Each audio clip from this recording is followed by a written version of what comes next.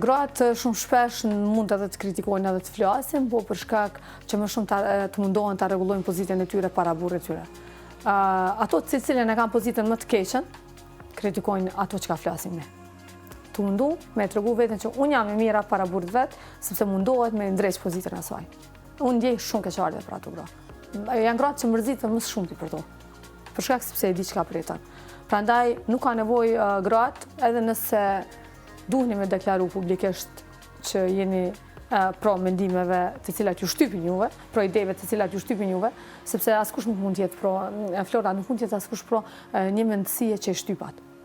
Si do dalë një grup thotë po, unë jam pro shoqërisë patriarkale, e cila mua m'izolon, nuk më le me trashëgu, më e pranon domethënë dhunën ndaj meje si diçka shumë normale, pastaj e pranon edhe vrasjen nëse është e nevojshme.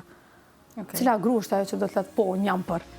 Po duhet ta bëj sepse është në gjendje në pozitë tepër të keqe dhe duhet me bua veten të pranueshme të burrit saj ose të familja e burrit ose kudo tjetër që është.